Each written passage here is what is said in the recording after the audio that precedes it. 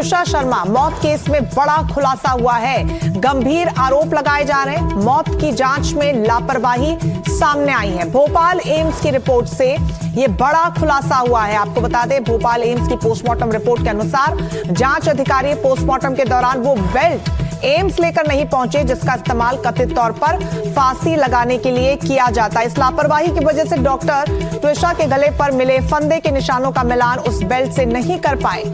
AIIMS को जांच के लिए बेल्ट नहीं सौंपना पुलिस की जांच पर बड़े सवाल खड़े कर रहा है। सिकता, ये तो बहुत बड़ी लापरवाही है और शायद यही वजह है कि त्विषा का परिवार लगातार पुलिस की कार्यप्रणाली पर सवाल खड़े कर रहा है, क्योंकि अगर वो फांसी का फंदा या यूं कहे वो बेल्ट ही जांच के लिए नहीं पहुंचा है तो ये कैसे साबित होगा कि फांसी के फंदे से लटक कर त्विषा ने जान दी।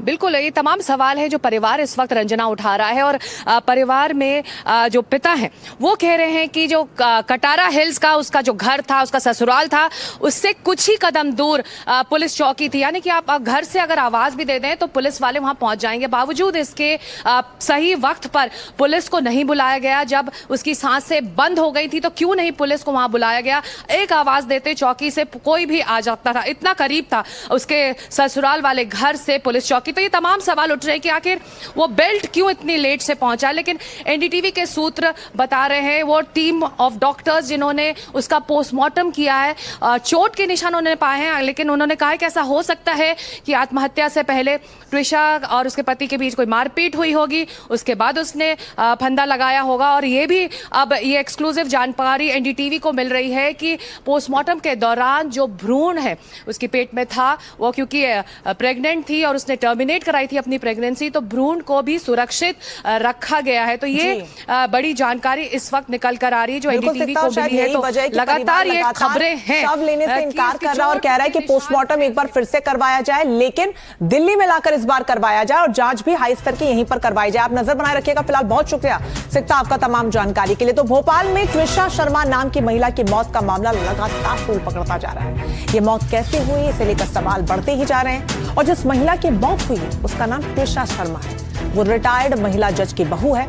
त्विषा के घर वाले ससुराल पक्ष पर गंभीर आरोप लगा रहे हैं। त्विषा की अपनी मां और पिता के साथ जो चैट भी सामने आई है वो भी कई सवाल खड़े कर रही है। तो वहीं मौत के 7 दिन बाद भी त्विषा के घर वालों ने अंतिम संस्कार नहीं होने दिया।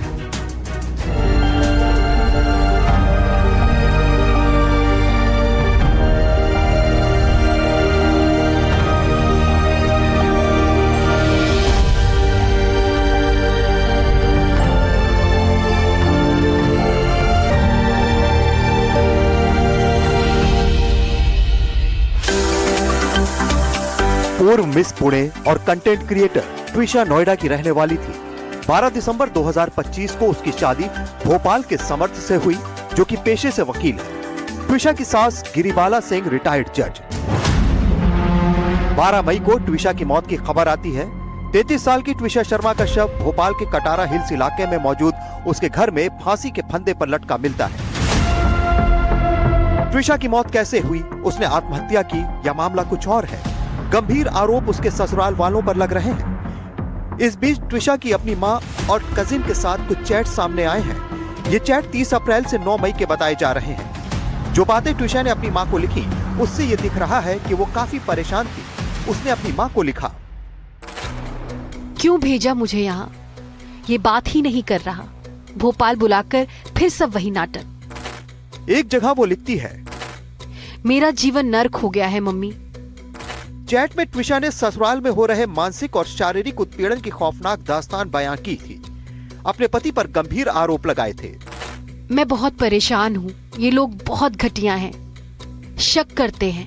समर्थ पूछता है किसका बच्चा है मेरे पेट में, मुझे आकर यहाँ से ले जाओ, ये लोग मुझे जीने नहीं देंगे। एक चैट में वो ये भी लिखती है कि इन सबको लगता है कि मैं ड्रग्स करती हूँ, इसलिए मेरा मूड खराब रहता है। माँ, मुझे बहुत ज्यादा घुटन हो रही है, ना रोने देंगे ना हंसने देंगे। ये सामने आ रहा है कि त्विषा कई दिनों से परेशान थी। वो अपनी मां से लगातार कह रही थी कि उसे यहाँ से ले जाएं। उसने अपनी सास गिरिबाला सिंह पर भी गंभीर आरोप लगाए हैं। हालांकि ये भी चैट में दिख रहा है कि उसके घर वाले लगातार त्विषा को समझा रहे थे कि थोड़ा सब्र रखो, शायद उन्हें यह लग रहा था कि कुछ ही महीने हुए हैं शादी के और हो सकता है थोड़ी गलतफहमी हुई हो, शायद कुछ दिन में सब ठीक हो जाए, लेकिन ऐसा हुआ नहीं। घर वाले अब गंभीर आरोप लगा रहे हैं। अभी तक तो हमें कोई उम्मीद नहीं दिख रही यहाँ पर, इसी वजह से हम कह रहे हैं कि हमारा केस दिल्ली में ट्रांसफर हो। सुनने में यही है कि ट्विशा ने कंप्लेंट एक बार करी थी कि उसको वो ड्रग्स लेता हुआ है, नशे में रहता है, वो नहीं चाहती है सब फैमिली में। और वॉशन का यही था कि वो ऐसा बच्चा नहीं चाहती थी जिसका मतलब वो अपनी पहले शादी को स्टेबल करना चाहती थी, इसीलिए वॉशन का रहा। पहले शादी स्टेबल रहेगी क्योंकि अनप्लान्ड प्रेगनेंसी थी। ट्विशा के घर वालों के अलावा उसकी एक चैट उसकी कजिन सिस्टर मीनाक्षी के साथ भी सामने आई है। ये सामने आ रहा है कि ट्विशा अपनी शादी से बेहद परेशान चल रही थी। वो मीनाक्षी को चैट में लिखती है, घर में बैठे बैठे दम घुटता है। मैं अपनी जिंदगी के साथ कुछ करना चाहती हूँ। शादी से परिवार बनता है, लेकिन आप अपने लिए जीना तो खत्म नहीं कर देते ना। सोच समझ कर आगे बढ़ना। वो आगे लिखती है, भाई मैं तो फंस गई हूँ, बस तू मत फंसना। ज्यादा बात नहीं कर सकती, जब वक्त सही होगा तो कॉल करूंगी। इस पर मीनाक्षी जवाब देती है, टुक टुक मुझे तेरी फिक्र है, मैं तुझे बहुत प्यार करती हूँ, मैं तुम्हारे साथ हूँ। मैम मेरे को सैटरडे नाइट में मैं उसको बहुत दिन से फ़ोन ट्राई कर रही थी, बट वो मुझे बार बार यही बोल रही थी मैं कॉल करूँगी, कॉल करती हूँ, अभी यहाँ पे सब लोग हैं, मैं कॉल करती हूँ। तो उस एक अचानक से मैंने और उसको अपना एक फ़ोटो भेजा, एक इमोशनल फ़ोटो, तो मेरे को लगा शायद से अब ये कॉल करेगी ये देख के। तो उसने मुझे उस फ़ोटो पर ये रिप्लाई किया, आई एम ट्रैप्ड, तू मत फंसना बस। और फिर मैंने उसको रिप्लाई किया, मैंने कहा I am worried about you, please मुझसे बात कर। उसका कोई कॉल नहीं आया। सैटरडे नाइट मेरे पास ये मैसेज आया है, उसके बाद ट्यूसडे को हमारे पास खबर आई है। ये सामने आ रहा है कि घर वाले ट्विशा को उसके खर्च के लिए पैसे तक भेजते थे, जबकि पति और ससुराल वाले काफी समृद्ध हैं। ये तस्वीरें इस बात का सबूत हैं कि ट्विशा को उसके घर वाले पैसे ट्रांसफर करते थे।